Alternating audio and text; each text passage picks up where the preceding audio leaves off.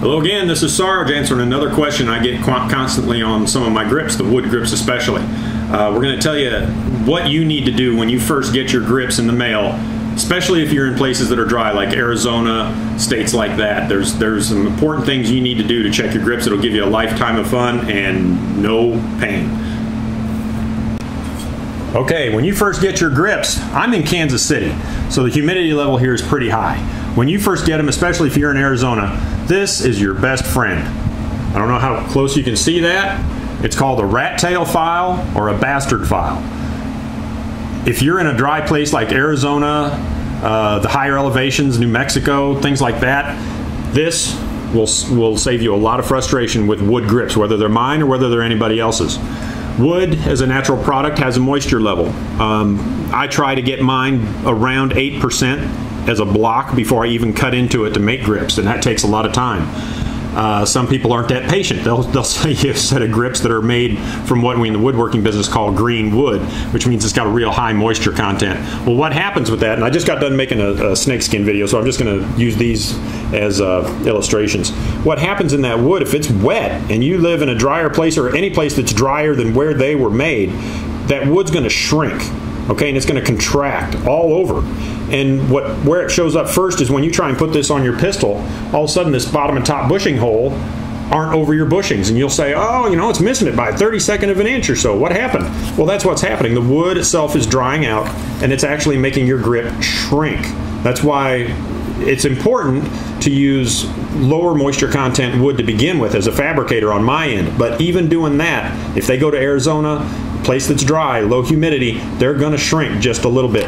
Well, that's where this buddy comes in. A couple of swipes, usually on the outside of the bushing hole.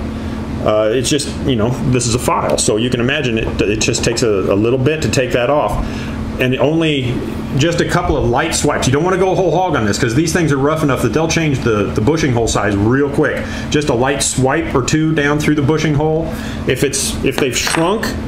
they've shrunk down, you want to go to the outside of the bushing hole, at the top of the top and the bottom of the bottom. Just again, a couple of swipes and then trial fit it, and it probably will work right there.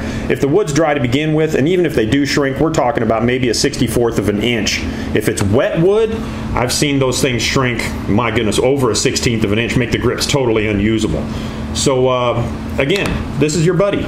If you're in a dry climate and you use anybody's wood grips, not just mine, it's well worth the $5 you're going to invest in getting this, especially if you have more than one set, because you will want to adjust those. Now, the biggest adjustment will come in the first week or so that you have your grips. Even though the grips are all sealed, mine are in polyurethane or a two-process shellac polyurethane mix, depending on the wood. Others may be sealed with oil.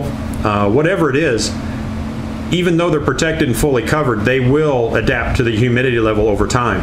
So give it that first week, you want to check it. After you maybe take a couple of swipes and they drop right on your pistol, check them again in another week just to make sure. But after you do that, you should have a lifetime of fun with those things, and they shouldn't give you any grief. Some of the problems that people run into, you know, they'll get them and they'll put them on their pistol, and those things may just drop right on their pistol right out of the box because they haven't adjusted.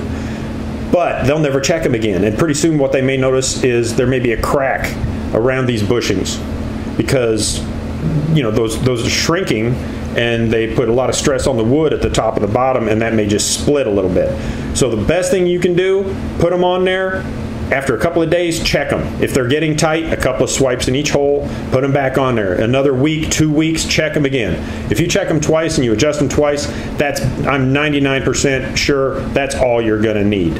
Okay? So again, just another tip to keep things on the happy side and keep the frustration out of it. Thank you very much for watching. We'll talk to you later.